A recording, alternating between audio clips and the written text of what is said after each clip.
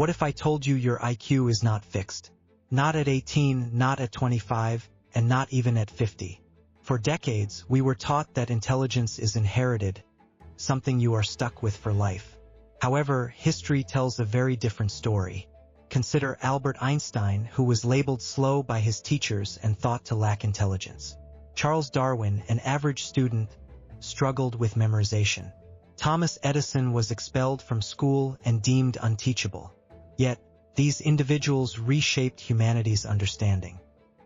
So what changed? Not their genetics and not their educational systems, but their habits restructured how their brains operated. Today, I will explore the habits that research confirms can enhance intelligence, highlighting how the greatest minds in history practiced these long before neuroscience could explain the reasons behind them. The first habit is deep thinking without input. Many people believe that intelligence is amplified by consuming more videos, more podcasts, more information. Neuroscience suggests otherwise. Your brain becomes smarter when it is encouraged to think without external input. This process activates the default mode network, crucial for abstract thinking, long-term reasoning, insight, and creativity. Einstein didn't merely calculate. He engaged in imagination. He pondered, asking himself questions like, what happens if I chase a beam of light? Or what if gravity bends space itself? He spent hours walking alone, devoid of books and notes, simply thinking. Modern studies reveal that individuals who regularly engage in distraction-free thinking often excel in problem-solving, strategic reasoning, and creative intelligence. A smart habit to adopt is to incorporate daily thinking walks. No phone, no music, no distractions. Initially, it might feel dull and uncomfortable, but eventually, it leads to profound insights. That discomfort, it's your intelligence evolving. The second habit is to struggle before seeking help. Highly intelligent people don't rush to solutions. They embrace what psychologists term productive struggle. Your brain develops and strengthens when it tries, fails, adjusts, and retries.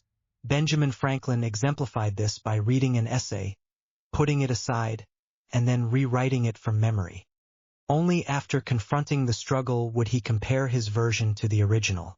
This forced his brain to retrieve, reorganize, and refine his thoughts. Brain imaging studies confirm that struggling activates deeper neural pathways than passively receiving explanations. Instant solutions might feel productive at first, but they can easily fade from memory. A smart habit to cultivate is to attempt writing down your best answer, right or wrong, before seeking guidance. Remember, struggling doesn't signify low intelligence. Rather, it's a critical mechanism for building it. The third habit involves writing to think, not merely to record. Most individuals write to retain information, while smarter individuals use writing as a tool to clarify their thoughts. Leonardo da Vinci didn't compose essays.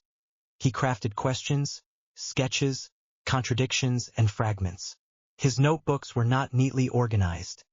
They were alive, brimming with inspiration. Writing compels the brain to slow down, highlight gaps in understanding, and transform vague concepts into clear ideas. Research from Princeton and UCLA underscores that writing by hand significantly enhances conceptual understanding, as it manifests thinking in a visible form.